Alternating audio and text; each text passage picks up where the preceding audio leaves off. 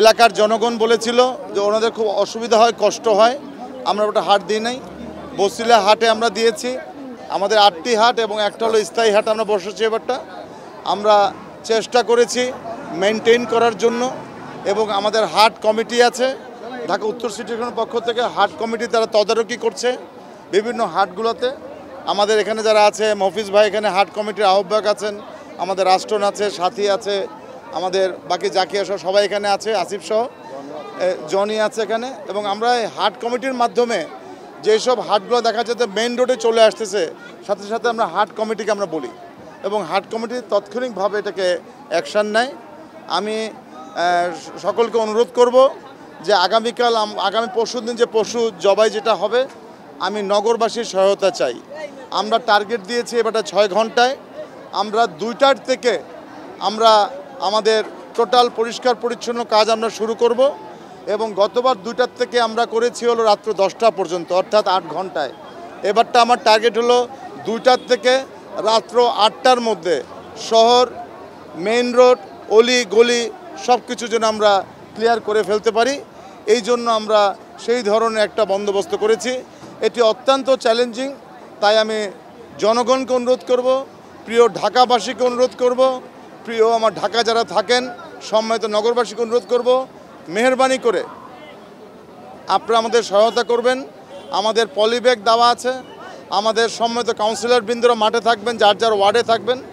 আমার পরিষ্কার পরিচ্ছন্ন কর্মী, আমার সিও সহ আমরা সবাই সেদিন মাঠে থাকবো। আমরা আমাদের কন্ট্রোল রুম করা হয়েছে এবং এছাড়া আমাদের হটলাইন আছে। আমি মনে করি আমরা যেহেতু এবারটা বৃষ্টির আভাস পাচ্ছি, এজন্য আমাদের কুইক রেসপন্স টিম 10টি কুইক রেসপন্স টিম তারাও মাঠের মধ্যে থাকবে। আমরা নিজেও থাকব, 10টি কুইক রেসপন্স টিম থাকবে। এছাড়াও আমাদের প্রত্যেকটি আমাদের বিভাগীয় প্রধান যারা আছেন তাদেরকে দিয়ে 10টা অঞ্চলে 10টা টিমও আমি করে দিয়েছি তদারকি করার জন্য। অর্থাৎ আমার সিও যেরকম আছেন, আমার চিফ ইঞ্জিনিয়ার আছে, আমার বর্জ্য প্রধান আছেন, তারা বিভিন্ন অঞ্চলে অঞ্চলে একজন করে বিভাগীয় প্রধানরা থাকবেন, তারা মনিটরিং করবেন। অর্থাৎ আমাদের কন্ট্রোল রুম থাকবে, ওয়ার্ড ভিত্তিক আমাদের কন্ট্রোল রুম থাকবে, আমাদের তদারকি টিম থাকবে, আমার নেতৃত্বে একটি টিম থাকবে। আমি যে কোনো জায়গায় যে কোনো অঞ্চল অথবা ওয়ার্ডে আমি যাব। এছাড়া প্রত্যেকটি অঞ্চল এবং প্রত্যেকটি ওয়ার্ডে ওয়ার্ড ভিত্তিক এবং অঞ্চল ভিত্তিক আমরা টিম করে দিয়েছি। বিকজ যেহেতু বৃষ্টি যেহেতু আসে, 10,000-এর অধিক পরিষ্কার পরিচ্ছন্ন কর্মী সেদিন মাঠে থাকবে ঈদের দিন ইনশাল্লাহ। এবং 500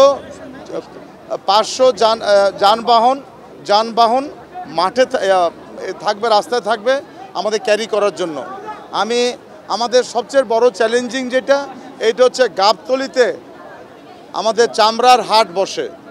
আমি অনুরোধ করেছি পুলিশকে যেন গাবতলীর উপরে, ব্রিজের উপরে কোনো ধরনের জন্য চামড়ার হাট যেন না বসতে পারে। এটি বসলেই কিন্তু আমাদের আমিন বাজারে যেখানে আমরা ডাম্পিং করি ওখান থেকে আসতে কিন্তু অনেক সময় লেগে যায়। আমিও এটা ব্যাপারে আমি অনুরোধ করেছি আমাদের পুলিশ কমিশনারকে, উনিও কথা দিয়েছেন। আমরা আশা করি আমাদের হাট যে ব্যবস্থাপনা আছে আমি সন্তুষ্ট। বাকিটা আমি জনগণের সহায়তা চাই। আমি এবং আমার সকল কাউন্সিলর, আমার সিও সহ সকল পরিচ্ছন্ন কর্মীরা মাঠে থাকবে। আর পরিচ্ছন্ন কর্মীদেরকে বলেছি ওরা যদি 6 ঘন্টায় বর্জ্য পরিষ্কার করতে পারে ইনশাল্লাহ, তাহলে ওদের জন্য আমি একটা বড় খানা, কারণ ওরা তো পরিষ্কার করে, ওরা কিন্তু খানা পায় না, ওদেরকেও আমরা চাচ্ছি এবারটা ঈদের পরে প্রত্যেক ওয়ার্ডে খাবার বন্দোবস্ত করতে চাচ্ছি। আমরা যেটা করতে চাচ্ছি এবারটা প্রথমবারের মতন প্যারিস মাঠে আমরা যার গরু নিয়ে আসবে তাকে আমরা 1000 টাকা করে দিব পার গরুতে। অর্থাৎ উৎসাহ দেওয়ার জন্য যিনি গরু নিয়ে আসবেন তাকে আমরা 1000 টাকা করে দিব। অর্থাৎ এবং আমরা ওখানে রিক্সার ভ্যান রাখবো, আমরা 500 রিক্সার ভ্যান রাখতেছি প্যারিস মাঠে। আমরা আশা করছি এবারটা 500 গরু যদি আসে আমাদের সিটি কর্পোরেশনের 5 লক্ষ টাকা খরচ হবে। এই টাকাটা আমরা উৎসাহ দেওয়ার জন্য আমরা সেই সাবসিডি দিতে চাচ্ছি। এবং এটি যেরকম আমরা 3 নম্বর ওয়ার্ডেও করব, অনুরূপভাবে আমাদের 7 নম্বর ওয়ার্ডেও আমরা করব। আমরা আশা করছি এই ঘোষণার মাধ্যমে আমি অনুরোধ করব, আমরা আগামী বছর আরও বেশি সাবসিডি দিব। এবারটা দিচ্ছি পার গরুতে 1000 টাকা করে, যে গরু নিয়ে আসবেন তাকেই আমরা 1000 টাকা করে দিয়ে দিচ্ছি। এবং বিশেষ করে গরু কিভাবে আবার গরুর মাংস তারা নিয়ে যাবে, আমি আমাদের প্যারিস মাঠে 300 রিক্সা ভ্যান আমি রেডি করেছি এবং আমাদের 7 নম্বর ওয়ার্ডে এখানেও 100 রিক্সার ভ্যান উপস্থিত থাকবে।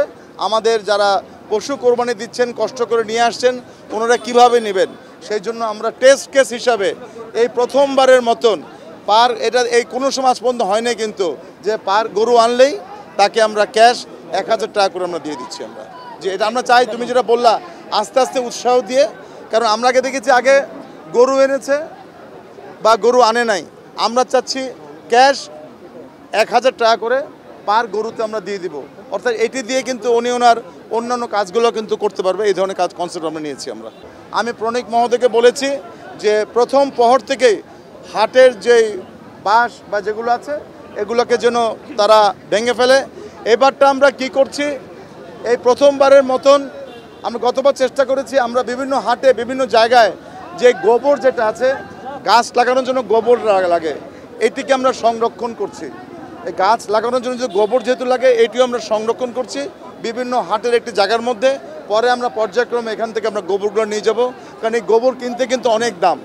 এই জন্য আমরা আমাদের যেহেতু বৃক্ষরোপণ সিজন এখন, সেজন্য আমরা গোবরটাকে আমরা সংরক্ষণ করছি।